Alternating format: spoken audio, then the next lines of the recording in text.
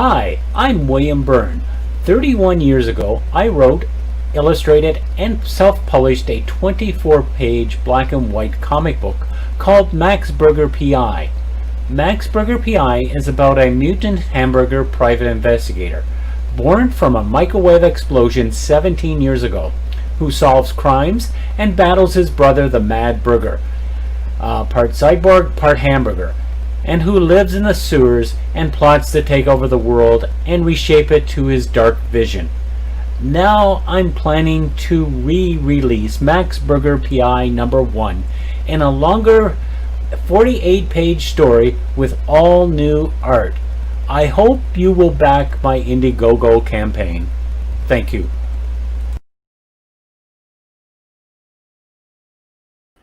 Hey, welcome everyone.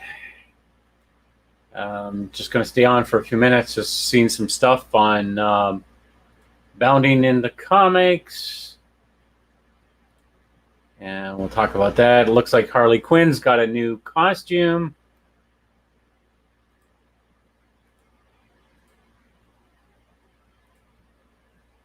So as we look here, DC Comics reveals Harley Quinn's new costume and Suicide Squad as book gets canceled.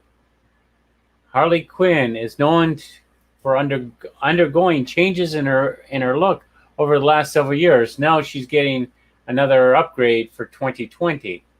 Artist Bruno Renardo shared the redesign that will be debuting in Suicide Squad 11 on Twitter, as you can see below. It's kind of close to the classic, I guess, a little bit of the Harley Quinn. It combines elements of old and new from Harley's past. Her small eye mask and black lipstick are back, along with the highlights in her pigtails since she had since the New 52. The red and black color scheme of her Jester outfit also returns, but now the costume looks leather or vinyl based. Renato complement things with a button-up jacket with coattails and a mallet slung over her shoulder. Renato posted he consulted a DC associate editor, Andrea Shea, who permitted him to share the art. He tagged the Suicide Squad's current writer, Tom Taylor, and teased the mask won't appear in the issue. So here's some pictures of it. Harley's new look is sleek and may live on, but it couldn't come at a worse time. Taylor and Renardo's Suicide Squad will end with issue 11. I guess it's a case of better late than never, or then. Layouts are hidden. Warner Media and Condominium companies leaving DC no choice but to downsize. It came out that 25% of the line art is not breaking even. Publisher Jim Lee revealed that a splat of the other books is going away too. It is not about punch for the pound, so to speak, and increase the margins of the books that we're doing, Lee says, The Hollywood Reporter. Lee pledged a commitment to diversity regardless, and that's one of the things injected into Taylor's run on the Squad. He introduced a transnational group of young rebels, the Revolutionaries, that include Aussie Aboriginal warrior Typhine. Sorry, I'm having a hard time pronouncing that word. Harley look was updated earlier this year in a live action for Birds of Prey. The biggest changes were a jacket made of streamers and yellow overalls. Margie Robbie returns as the red and black colors for James Gunn, The Suicide Squad in 2021. I bet as a dress.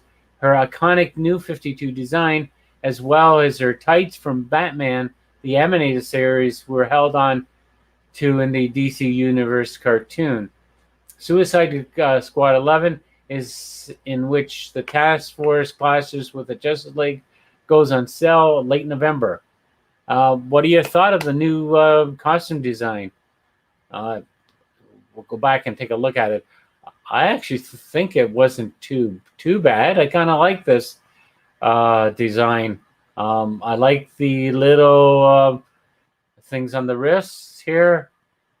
The jacket kind of reminds me of a kind of a 30s design, or more of a Rocketeer kind of thing. Look, this top here. Yeah, I kind of like it. I don't know why she would be wearing a domino mask, but yeah, it looks kind of cool. The boots, kind of like the boots. Yeah. So, what do you think? Yeah.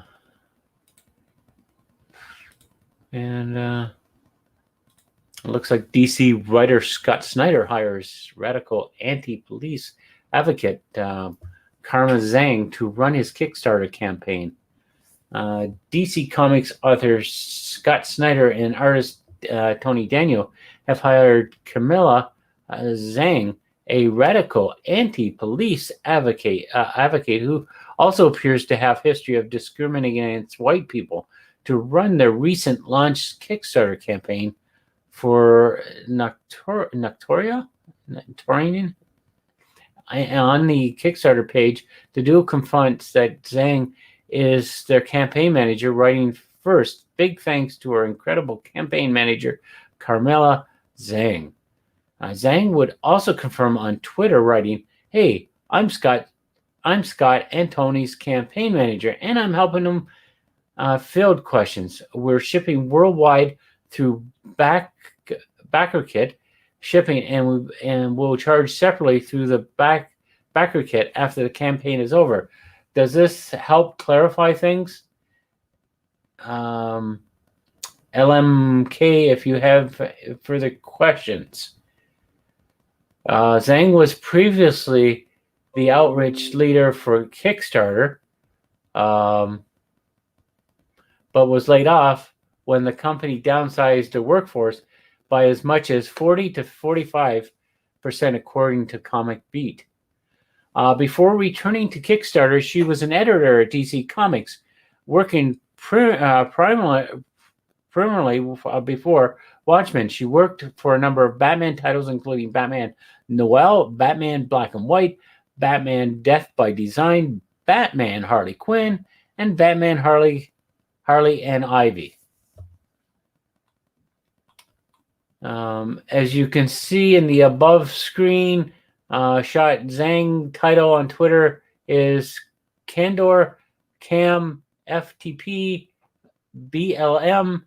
The FTP is an for F the police. So there's a thing there. They also want to disrupt the Western prescribed nuclear family structure requirement by supporting each other as an extended families and villages that collectively care for one another, especially our children, to the degree that mothers, parents, and children are comfortable. Zhang's radical position towards police have seen her advocate for the abolishment of the police. In July, she wrote a reminder to #pound abolish police, #pound defund the police.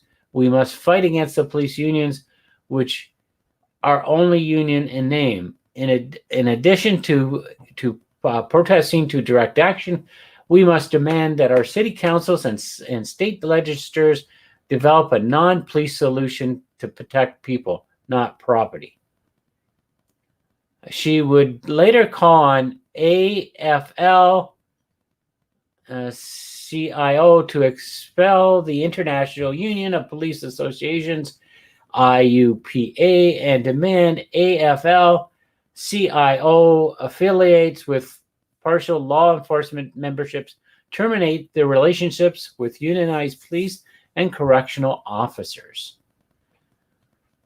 Based on her Twitter feed, it appears that she's been protesting against police since at least 2016, where she posted a video at Black Lives Matter protest. Not only is Zhang against the police, but she's described as National Rifle Association (NRA) as a powerful white precisional supremacist organization. She also appears to take issue with white women. In 2019, she wrote, "Beware of white feminine fragility." Sorry, my tongue is not working again today. I'm going to have to definitely go in and send in for a new tongue. Maybe I can get one on Amazon, Fragility. Not only that she appears that she's actively discriminated against white people in the past. She wrote in July 2019 while selecting panelists for Blue Stocking Comics Fest, "I was really grateful to see that somebody had specifically that they were white in their bio, and it made it easy for me to identify QPOC. I wanted to spotlight, unless specified, white is the default race in fiction and in life." Zhang also claims that the culture of the United States of America is hetero. Sorry, these are really new words for me. So, heteronormative,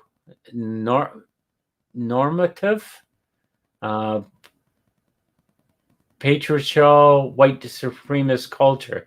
She wrote in May 2019, "Ownership. We're talking about I'm going to just say the letters out: ABT, Stewart, and Reed, just BCPOC. Our owners don't mean they're immune to the heteronormative white supremacist culture that we are recently start unpacking. We're all culpable, and we're all blind spots in this. And this is a huge one." Zhang also instituted that white creators should not write stories with non-white cast. She wrote in August 2018, also, "If you're a white creator and you're writing an all POC cast, I don't know. I just don't feel like those voices. Are you taken away from? Are you doing it right by them? Are you sure they're not caricatures from flimsy Benetton ad?" Schneider and Daniels Nicardico has currently seen 1,609 backers, pledge of 87,290. So what do you think? We're getting way into too much politics here. Yeah, it's way too much politics in comic books. That's like I've talked about many times. Comic books should be fun, not all this bullshit that's going on.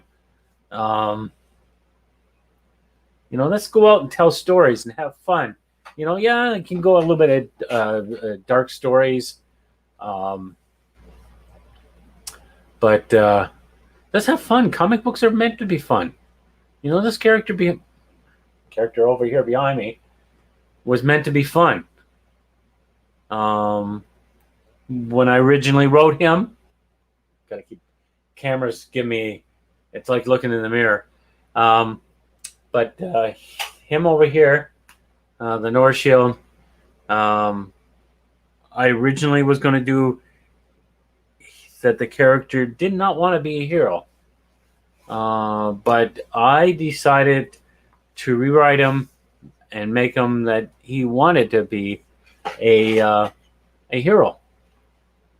He didn't have to be forced into it or anything like that. And I just want to have fun with it. Any of my other stories, I want to have fun with it. So, yeah. Let me see. Let me see if there's anything else that is out there in. I don't see anything else in movies and stuff like that. I'm just reading. So I'm going to read some titles off. I'm not going to get into the articles. There's a new rumor claims that more Star Trek shows are canceled, including Picard. Internal struggle mounts between Emma Watts and Alex Kurtzman. Well, a lot of the Star Trek stuff that they've been putting out is terrible. I've had a few people that really like them. That's fine. These Star Trek, to me, are not well written. There are a lot of political stuff in them. I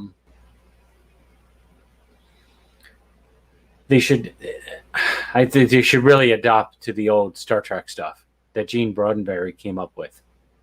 Star Trek: The Next Generation was the best. I was never a big, when I was growing up in my teens, I was never a big Star Trek fan. Because I used to have a friend that we used to argue. He liked Star Trek. I liked a show called Space 1999. I thought Space 1999 was really good. But as I got older, I got into Trek. Really loved Next Generation. The first year was a bit bumpy until Riker grew his beard. And that's when the show got better. The writing got better. And I really liked Jean-Luc Picard in Next Generation. And I watched all the movies. I even watched the new Jar Jar Binks movies. And wasn't that fussy about Into Darkness. He lost me on that one. I did like the first one he did. It was fun. The flares were kind of cool. There was a little bit of backstory into Kirk, which I kind of liked, and I liked the test he cheated at. So, yeah. But I've watched Discovery. I watched Picard. I can only get into maybe, I watched about 3 episodes or 4 episodes of Picard because I forget. As I just got to the point, I said, this is just dumb. And I stopped watching it. I didn't even get to see the part with Seven of Nine in it. And I like Seven of Nine in Voyager. So, yeah, well, that's good that they're gonna cancel some more of these shows. So I see James Wan is he's teasing what to expect in Aquaman 2. I did like Aquaman 2. Not Aquaman 2. Aquaman, the first movie. I like that one. So I can read this, and then I think I'm gonna call it quits because I gotta get. I'm working on my Indiegogo. I've got things almost ready to launch. Get the video up. I got all the images up. I did make a mistake this morning. I went and put the images in, and it moved some of the text down, and I went and copied and pasted, and I did some stupid where I copied a blank part of the page and it deleted the text. But it was only a small bit, so it didn't really matter. I don't have it written down anywhere else. Yeah. So let's go on to this article here. James Wan teases what to expect in Aquaman 2. James Wan, a director who made his mark with horror, says that there will be more elements of horror gender in hopefully you know what I'm talking about here. Genre in Aquaman 2. Wan answered questions submitted by fans ahead of DC fandom and replied, I would say yes to the idea of being of more thrilling sequences like the first movie, dive into the trench. Wan also said, just like the first movie had a touch of my horror sensibility, in its regards to the trench sequence, I would say that there will be a little bit more of that in the next one. He added, horror is part of him. I think it's something that is a part of who I am and just naturally comes out in these kinds of films, and especially in a movie like Aquaman, where the story takes place in the underwater worlds, which can be very scary. He concluded saying that he latches himself and his brand of scary sauce to his work, bringing out the resident elements, and naturally, my love for the horror genre. It just means that I latch myself into these scenes and give them a little bit more of my scary sauce on them. Wan says. His response was posted to Instagram, and Wan doubles in action blockbusters, but always finds his way back to horror. In the years since Aquaman, he brought us Swamp Thing on DC Universe. The show leaned hard into the comics genre overtones. He worked as a producer for horror films Annabelle Comes Home and The Curse of L.A. Llorona, a full-blown horror movie surrounding the trench and its creature, also produced by Wan, is in development. Last we heard about the spinoff was an update from Aquaman screenwriter David Leslie Johnson McGoldrick. It was still being worked on during the COVID lockdown. Some pieces.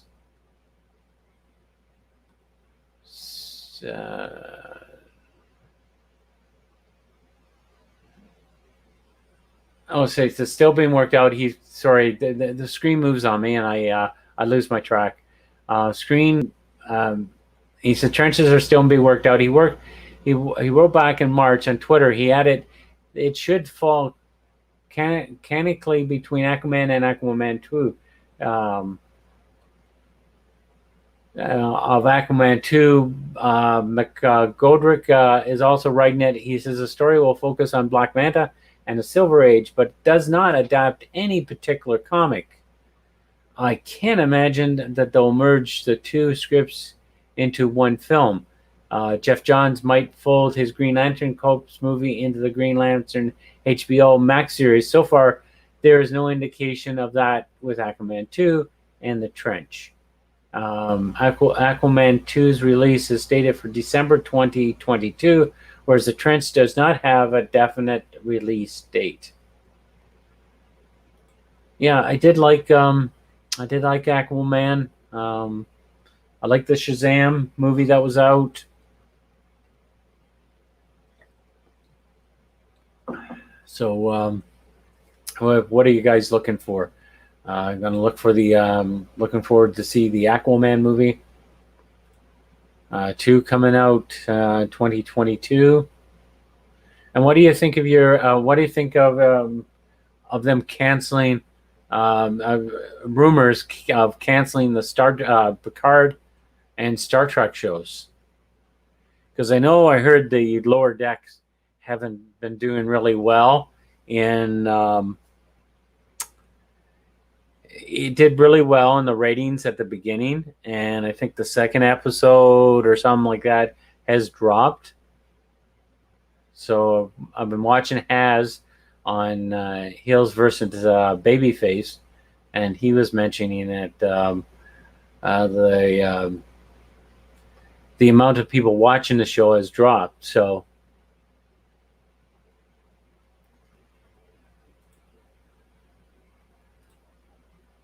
let's see. Show this screen with you.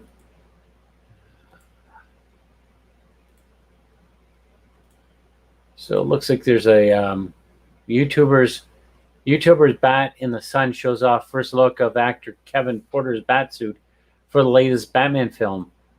Dying is easy.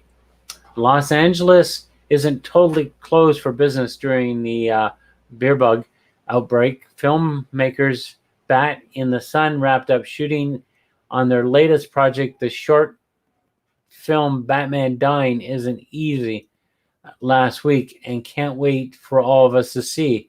The team released the following image of actor Kevin Porter in costume as the Dark Knight on Facebook.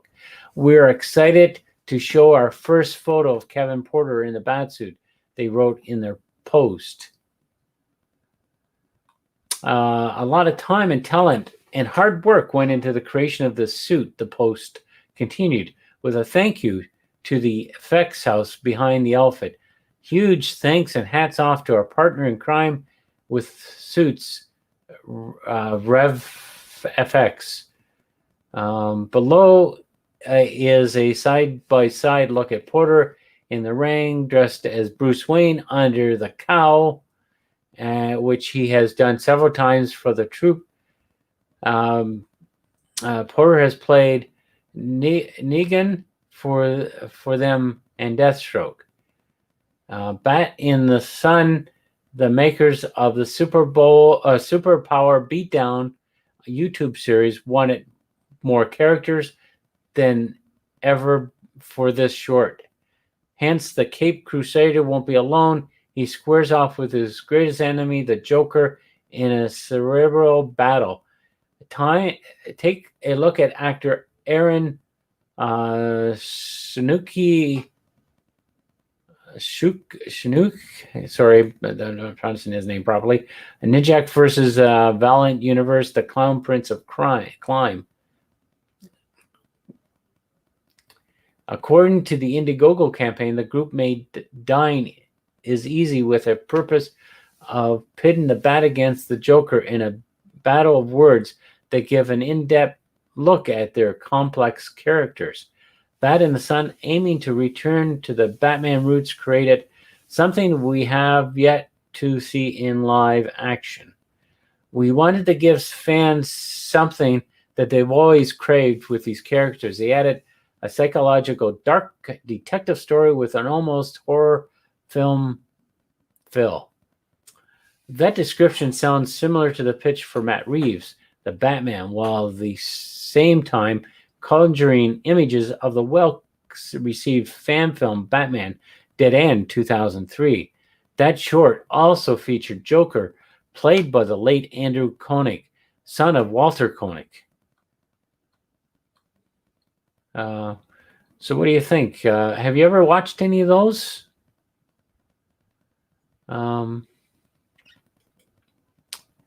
Yeah, I've seen some fan films on YouTube, but I haven't seen this series. Yeah. So I'm actually going to call it quits. Got to get back to working on some stuff. I've been doing some coloring and stuff today, and got to put together the Indiegogo. So I'll see everybody. I'll try to get on tomorrow. I'm not going to make it a regular. I used to do it at 2. I might start doing that again at 2. So I'll see what's going to go on. Okay. So everybody have a good day, and thanks for joining. Bye-bye.